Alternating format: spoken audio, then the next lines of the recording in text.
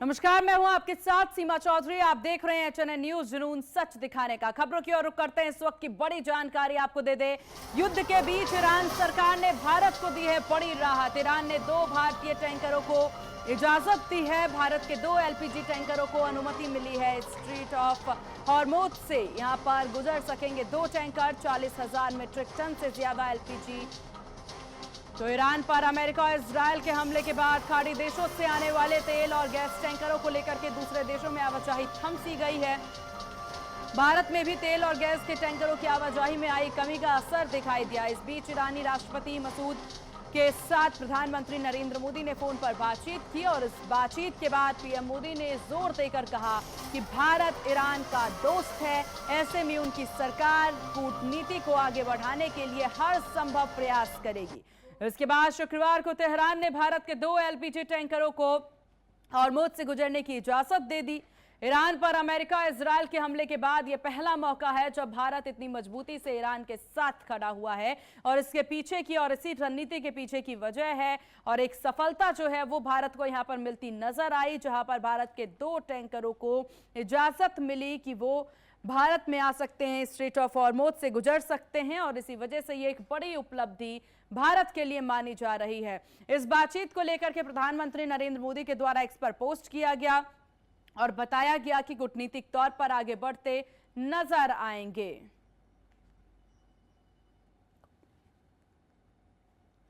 और इस विषय पर चर्चा के लिए हमारे साथ टीपी त्यागी जी बने हुए हैं। बहुत स्वागत है सर आपका एचएनएन न्यूज पर। सर, जिस तरह की तस्वीरें नजर आ रही है इस वक्त ईरान को लेकर के और पूरी स्थितियों को लेकर के, लेकिन इस बीच एक बड़ी सफलता मिलती है जब कहा जाता है कि ईरान ने इजाजत दे दी है कि इन तक आवाज नहीं पहुंच पा रही है। टीम काम करिए, टेक्निकल इशू की वजह से सर तक आवाज नहीं पहुंच पा रही है। आएंगे सर आपके पास, ये बड़ी जानकारी सामने आ रही। तो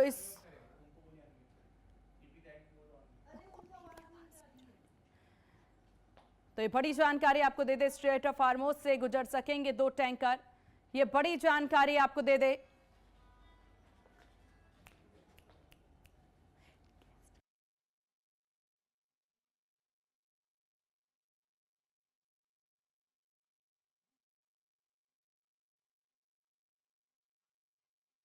ये बड़ी जानकारी आपको दे दे। तो हालांकि भारत के लिए यह बड़ी सफलता मानी जा सकती है, जहां आपको बता दें कि इस बातचीत में एक बड़ी सफलता भारत के लिए, जब किसी भी देश को यह इजाजत नहीं मिली तो भारत ने अपने यहां देखिए कूटनीति का इस्तेमाल किया। डिप्लोमेसी के तहत भारत ने ईरान से फोन पर बातचीत की। सबसे पहले भारतीय विदेश मंत्री के द्वारा ईरान के विदेश मंत्री से फोन कॉल पर बातचीत होती है और उसी दौरान स्ट्रेट ऑफ हॉर्मुज पर में आपको बता दें आवागमन की इजाजत मिल जाती है। अब इस सब के बाद प्रधानमंत्री नरेंद्र मोदी की फोन कॉल पर बातचीत होती है ईरान के राष्ट्रपति से और ये एक कूटनीतिक तौर पर ये एक विशेष बातचीत बताई जाती है और माना जाता है कि भारत और चीन ये दो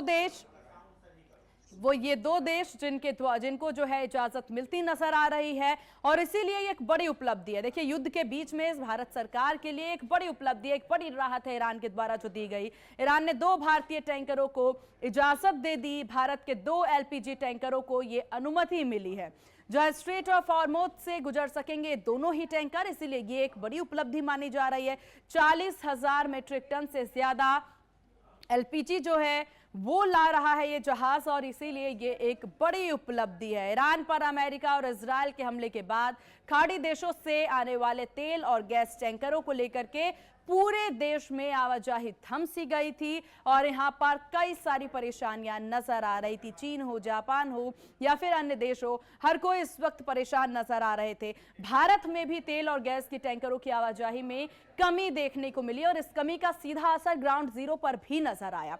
लेकिन इसी बीच ईरानी राष्ट्रपति से फोन कॉल पर प्रधानमंत्री नरेंद्र मोदी की बातचीत होती है और इस बातचीत के बाद पीएम मोदी ने जोर देकर के कहा कि भारत ईरान का दोस्त है और ऐसे में सरकार के द्वारा कूटनीतिक तौर पर पूरी व्यवस्था की जा रही है। कूटनीतिक तौर पर पूरी तरह से लड़ाई जो है वो जो जंग इस बीच में है ये एक बड़ी सफलता मानी जा रही थी। तो स्ट्रेट ऑफ हॉर्मुज से गुजर सकेंगे अब यहाँ पर जहाज, और इसकी तस्वीरें भी आप देख सकते हैं। तो बड़ी उपलब्धि यहाँ पर देखी जा सकती है। और इसी उपलब्धि में एक और बड़ी जानकारी आपको दे दें, जहां हॉर्मुज स्ट्रेट को पार कर रहा है भारतीय जहाज। सूत्रों के हवाले से बड़ी जानकारी, भारतीय झंडे वाला जहाज शिवालिक पार कर रहा है हॉर्मुज। ये बड़ी जानकारी सूत्रों के हवाले से सामने आ रही। गैस लेकर के हॉर्मुज स्ट्रेट को पार कर रहा भारतीय जहाज, बिना किसी स्कॉट के हॉर्मुज स्ट्रेट को पार किया जा रहा है। आसपास के इलाकों में भारतीय नौसेना स्टैंड बाय पर पूरी तरह से तैनात नजर आ रहे हैं, यानी पूरी टीम स्टैंड बाय पर है। किसी भी प्रकार की कोई अव्यवस्था ना हो, इसको लेकर के पूरी तैयारी कर ली गई है। और इस तस्वीरों में हम देख सकते हैं कि किस प्रकार से स्ट्रेट ऑफ हॉर्मुज की पूरी तस्वीरें नजर आ रही है। चलिए चर्चा की शुरुआत करते हैं। हमारे साथ कर्नल तेजेंद्र पाल त्यागी जी बने हुए हैं, डिफेंस एक्सपर्ट। बहुत स्वागत है कर्नल तेजेंद्र पाल जी। अब यहाँ पर देखिए, जिस तरीके से भारतीयों के लिए एक बड़ी उपलब्धि सर मानी जा रही है कि स्ट्रेट ऑफ हॉर्मुज, जहां से कोई और देश जो है अपने शिप को लेकर नहीं जा सकता, हर देश के लिए मनाही है, लेकिन ईरान से बातचीत करके कूटनीतिक तौर पर डिप्लोमेसी की एक बड़ी तस्वीर नजर आई है। इसको आप कैसे देख रहे हैं? नहीं, ये बड़ी सफलता है। बड़ी सफलता है हमारी कूटनीति की, हमारी एक्सटर्नल अफेयर्स के द्वारा अरगाची से बात करने की, और हमारे प्राइम मिनिस्टर के द्वारा पेजेशकियन से बात करने की। यानी कि हमने, ऐसा नहीं है कि ये अचानक हो गया है। सही बात है। हमारा ईरान के साथ में कनेक्शन था। जो इंटरनेशनल नॉर्थ साउथ कॉरिडोर है, वो कॉरिडोर चाबहार से होकर गुजरता है। हम चाबहार पर काम कर रहे थे। ईरान ने हमको अगले 10 साल के लिए चाबहार को ऑपरेट करने का अधिकार दिया था। हमारे ईरान के साथ में अच्छे संबंध है, वहां उन्होंने वीजा भी फ्री कर दिया था। तो हमने इन्हीं चीजों का हवाला देके उनसे बातचीत की। उनकी भी प्रॉब्लम थी। उनकी ये प्रॉब्लम थी कि खोमेनी ने अपनी एक मोज़ेक डिफेंस डॉक्ट्रिन स्थापित कर दी थी मरने से पहले।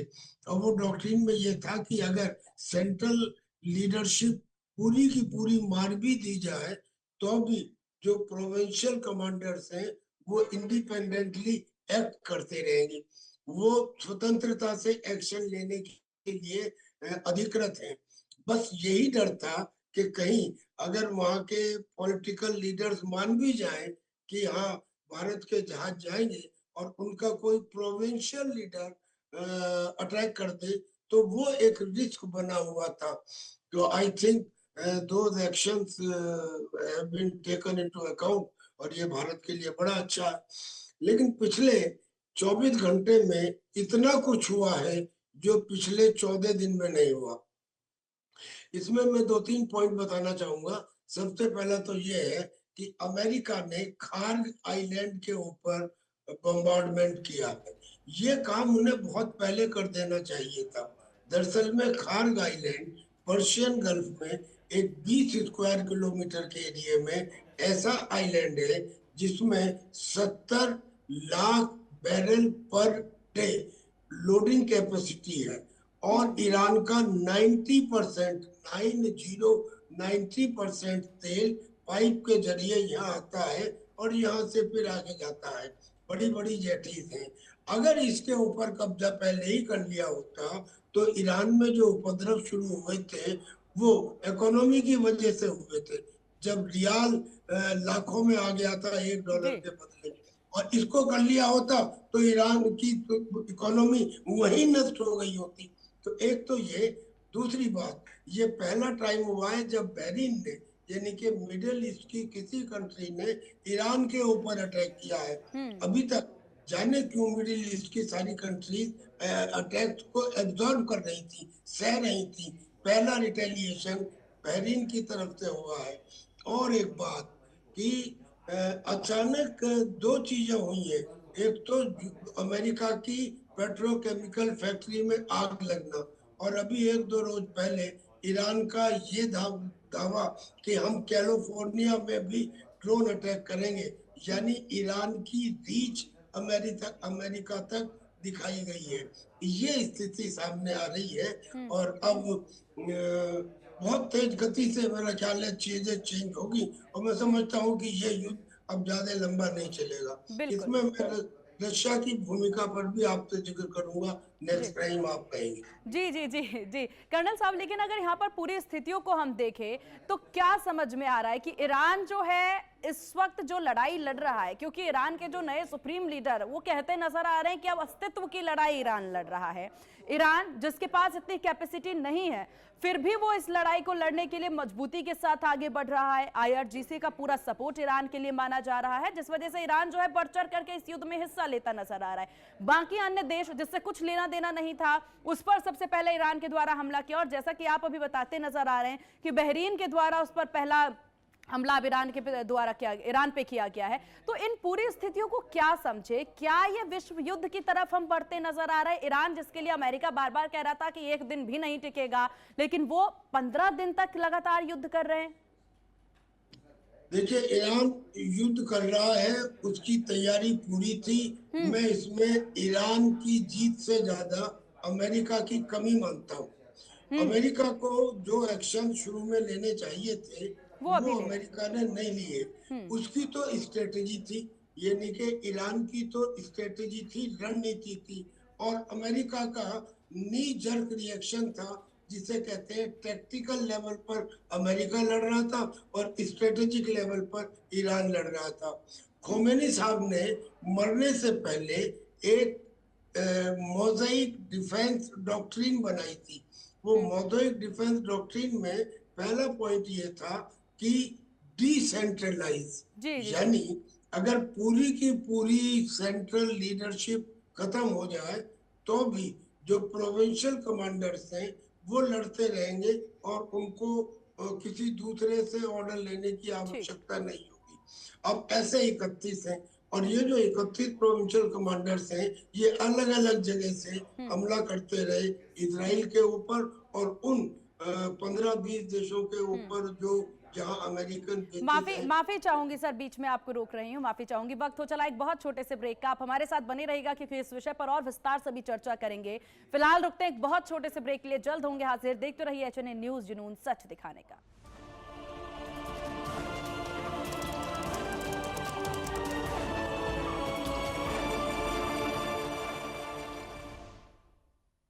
और ब्रेक के बाद एक बार फिर से स्वागत है आपका। आप देख रहे हैं HNA न्यूज, जुनून सच दिखाने का। और इसी बीच बड़ी खबर आपको बता दें, जहां सुप्रीम लीडर बनने के बाद मुस्तफा का संदेश सामने आया है, जहां ईरान के शहीदों का खून का बदला लिया जाएगा। अपने दुश्मनों से मुआवजा मांगेगा ईरान। आगे कह रहे हैं कि मुआवजा देने से इनकार किया तो उनकी संपत्ति ले लेंगे। अगर दुश्मनों की संपत्ति नहीं ले पाए तो उसे नष्ट कर देंगे। दुश्मनों को पछताने पर मजबूर करने वाली रक्षा जारी रहेगी।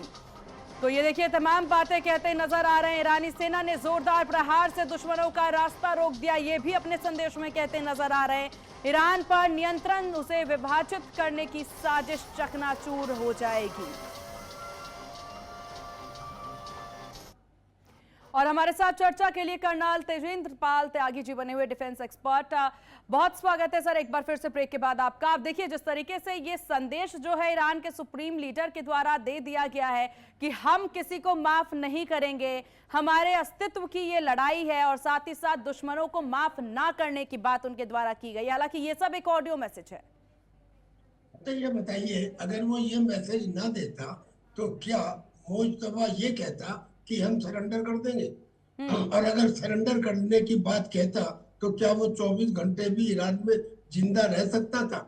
लिहाजा इस किस्म की बातें तो हमेशा होती हैं। हारता हुआ कमांडर भी अपनी सेना को यही कहता है कि हम जीत रहे हैं, हम कयामत तक लड़ेंगे। 1971 के वार में जब पूरी तरह से 93,000 सिपाही अपने हथियार डाल चुके थे, तब भी याहिया खान पाकिस्तान के कह रहे थे हम कयामत तक लड़ेंगे। तो ये they can be counted of, इनको हाशिए के बाहर रखा जा सकता है। प्रैक्टिकल सिचुएशन देखनी पड़ती है। आज क्या स्थिति है?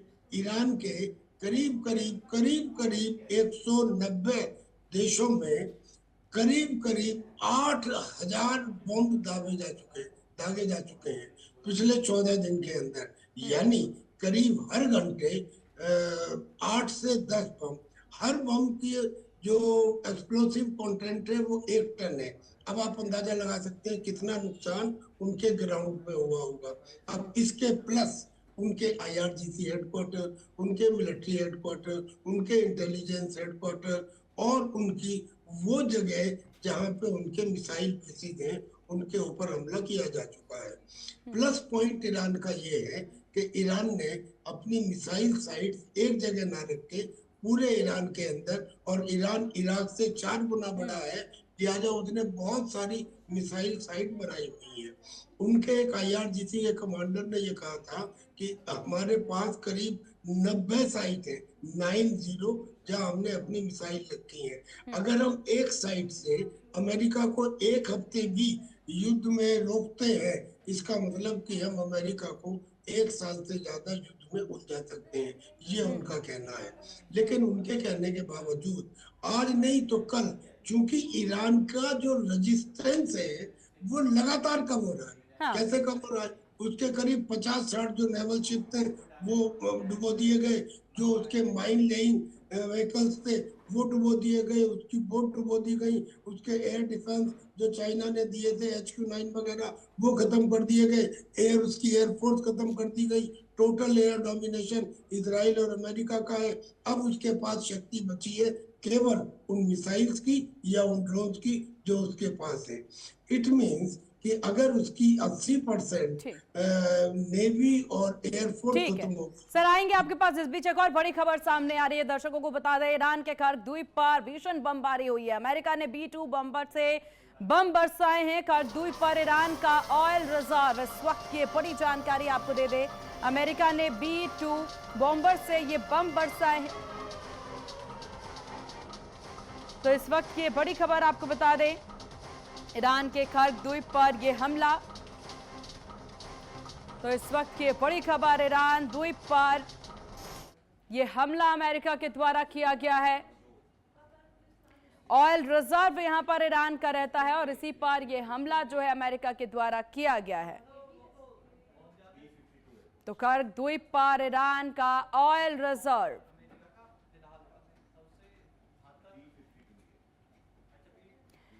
तो सर देखिए, अभी हम इसी पर बात भी कर रहे थे और आपने जानकारी भी दिया था कि क्या कुछ इन 14 दिनों में हुआ है, और सबसे ज्यादा महत्वपूर्ण था जो अमेरिका के द्वारा ये एक्शन लिया गया। और ये एक्शन की उम्मीद आप कह रहे थे कि पहले लेना चाहिए था अमेरिका को, जो अब जाकर के अमेरिका ने लिया है। जी, अगर ये पहले ले लिया होता तो ईरान युद्ध अब तक खत्म हो गया होता। आप ये समझिए कि जो खान आइलैंड है ये 20 स्क्वायर किलोमीटर एरिया में है, और इसमें 1-2 नहीं 70 lakh barrel per day loading capacity है। यानी कि पाइपलाइन से जो ईरान का तेल आता है उसे इसे व्हीकल्स के अंदर या शिप्स के अंदर भरा जा सकता है। कैसे भरा जा सकता है? क्योंकि इस आइलैंड के साथ में बड़ी बड़ी जेटीज और कुएं बनी हुई है, यानी कि जिनके साथ आके जहाज खड़े होते हैं, और ये कुवैत के बिल्कुल नजदीक है। यानी और कुवैत में अमेरिका का बेस है, तो अमेरिका कुवैत के बेस से इसके ऊपर शुरू में अटैक करके इसको कब्जा करता तो इससे 90% जो ऑयल है ईरान का वो रुक जाता। अब ये किसी भी आदमी की समझ में आ जाएगा, कॉमन सेंस में, कोई रॉकेट साइंस नहीं है इसमें। और यहाँ से वो स्टेट ऑफ हॉर्मुज नजदीक है, यानी इसके ऊपर कब्जा हो जाने के बाद आप स्टेट ऑफ हॉर्मुज में अपना कंट्रोल कर सकते हैं, जो आज ईरान के पास है टोटली। तो जिसको जैसे वो है ना मुल्ला मुनीर, जैसे वो कहते हैं कि कश्मीर हमारी गले की नस है, ऐसे ये ईरान की गले की नस है। इसको दबाना चाहिए था पहले। और जो काम अब अमेरिका के द्वारा किया गया। आपका बहुत शुक्रिया सर, HNN न्यूज को अपना कीमती वक्त देने के लिए, चर्चा में शामिल होने के लिए। इसी के साथ इस बुलेटिन में बस इतना ही। देखते रहिए HNN न्यूज, जुनून सच दिखाने का। नमस्कार।